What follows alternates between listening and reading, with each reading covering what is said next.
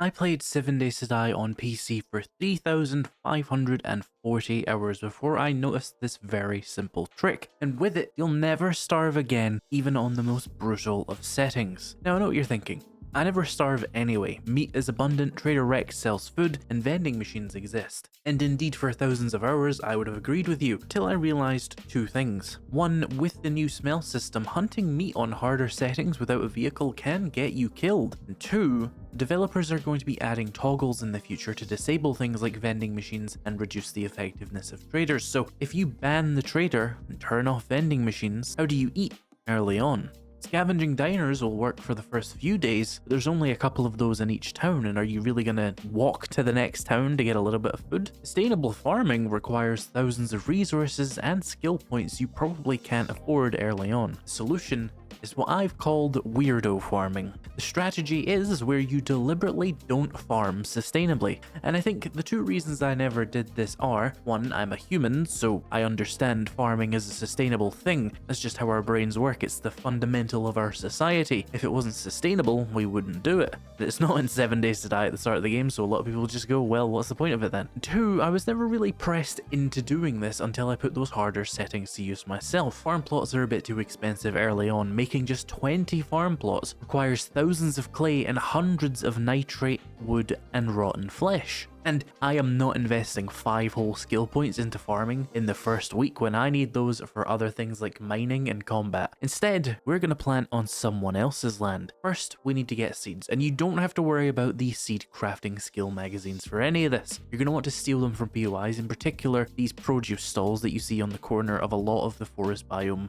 towns. And if you see these pallets in POIs, these have corn seeds in them. Those are a big help as well. And if you aren't playing without traders, but you want to use this strat anyway, you can, and you would be able to buy some seeds for your farm as well. Once you have seeds, you need a POI with player usable farm plots. You can't just shovel these plots up, they will break, but you can use them where they sit. Here are some specific POIs you can look for. Any single one of them will work fine. Indeed, you could farm in all of these if you were somehow able to keep the seed supply going, and there are some that I have not mentioned. That's just because I've either forgotten them or I don't know them, but these are 6 very good ones. The first one is the Cobweb Cottage. This is a tier 1, and I think it's kind of like the holy grail. It's easy to clear. It has a 9x5 garden in the back. That is 45 free farm plots. Doing the maths, 45 crafted farm plots without any living off the land would cost you 180 wood, 450 rotten flesh, 1,125 nitrate, and 4,500 clay soil, which is a lot at the very start of the game when you have other things to be worrying about. Or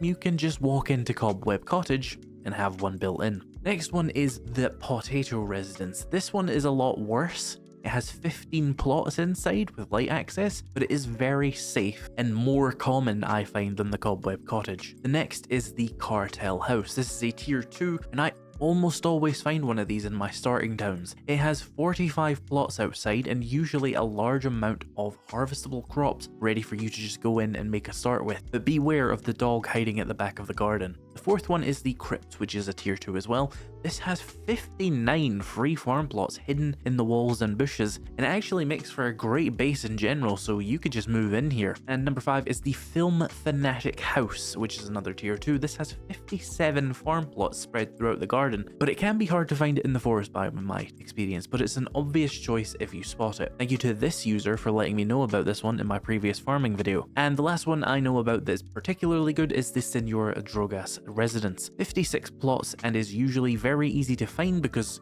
you can see it from far away, but you do have to be careful here because it's a very high tier POI and there is a guaranteed feral and dog spawn in here, but you can access the farm plots relatively safely. So you want to find Cobweb Cottage or any of these POIs basically, clear as much as you need to safely access the farm plots or completely clear it, and then place a bedroll or a land claim block. You will almost definitely want to do that, not just to stop zombie respawns, but because that will stop the quest browser from locating this POI as is one it can reset. So if you're worried about forgetting that you've planted crops here and or maybe you're playing a little bit absent-mindedly, you might accidentally remove all your crops from the POI. So placing down a bedroll will not only stop zombie respawns, but it'll also stop that from happening. And indeed, if you're on multiplayer, that'll also stop other players from accidentally doing it to you. So yeah, land claims and bedrolls, very, very useful. What you're going to want to do is plant any of the seeds you've scavenged in your first couple of days of playing the game, and then come back exactly 2 days later. What I find is making a little map marker on my map above the POI, and then literally saying the time that I planted the crops so I know to come back 2 days later is a very good way to keep track of that. When you come back in 2 days, you want to harvest all your crops and just replant with whatever other seeds you found in those 2 days. This is not a sustainable farming method where you can harvest all the crops, turn some into seeds, and then replant them and walk away with profit. This is purely burning your seeds. Given I know a lot of people, myself included, usually just throw those seeds away at the start of the game anyway, this is just going to be free food for bringing those seeds here every couple of days. So you're wasting less and you're getting more food, which you are going to need on these much more harder settings that are going to be a very, I think, popular way to play the game whenever that menu toggle update comes out. Of course, you can play it right now if you just choose not to use the vending machines and stuff. I do recommend putting exactly 1 point into living off the land, because this is 1 skill point which will double your farming yields, which is very cheap and very efficient compared to doing the full 5 skill points to max out living off the land. It's not really worth it unless you do want to go really hard into farming, which you should usually do later. Again, if you're playing on lower difficulties, then the combat's not going to be that hard, then you can afford to do stuff like putting all your initial skill points into living off the land. But I'm assuming most people are going to want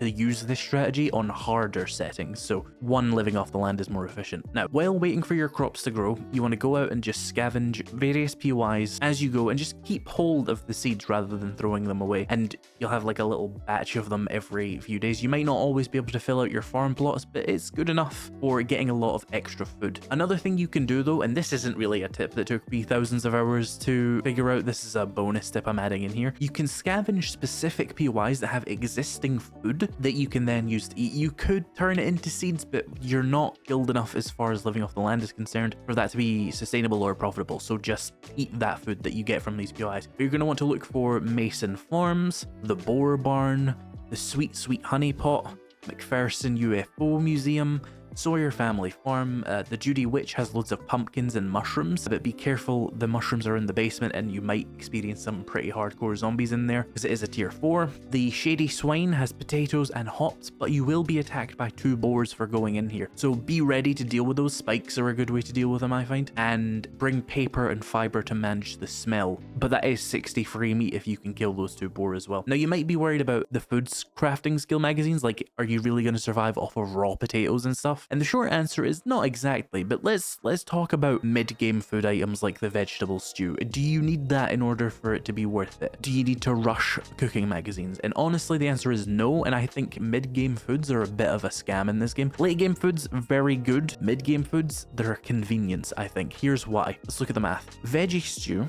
costs 2 corn, 2 potatoes, 2 mushroom, 1 water. The stats for eating this item is 31 food, 15 health, 20 water, and 20 stamina. However, if you took those raw ingredients and grilled the corn and the potato separately and then just ate the mushrooms and drank the water, you would actually get 44 food, 26 health. You'd break even on water and you would only get 10 max stamina. So grilling the ingredients of a vegetable stew gives you more food and health than the stew, but the stew is much more water efficient. Early game, I think you care more about food, especially since jars have made water survival much easier earlier on. Grilled corn only takes 1 book to unlock, baked potato takes 2 books, and grilled meat only takes 6. And honestly, it's not even that much better than eating charred meat. Assuming you've got a good water supply, you can survive off of these 3 very basic food items quite easily if you've got a good source of them. The lack of water in these grilled foods does hurt you though, and you are playing with a very low jar refund rate, for example. Find a vitamin, eat that, and then just scoop up as much water as you need from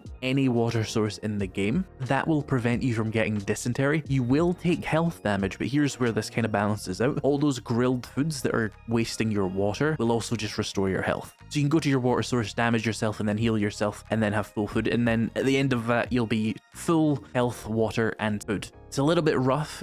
This is an early game survival technique for when you don't have the other crutches that this game has for food, and In a post-vending machine, post-trader world, this weirdo farming, I think, is going to be an important strategy to keep your stomach full early on because of how unreliable harvesting meat can be sometimes. Sometimes you go days without seeing an animal. It takes a lot of time investment to go hunting versus just visiting this one PY every couple of days. This method is actually pretty effective, and it's probably what the Fun Pimps want us to do, even if it is the weirdest way to do farming in a video game I've ever seen. Regardless, if you were interested in a more comprehensive view of how the farming mechanics work in 7 Days to Die and you want to know all the ins and outs of mid to late game farming, check out the video popping up on screen right now. That'll give you everything you need to know. Thank you so much for watching, and I'll see you in the next video.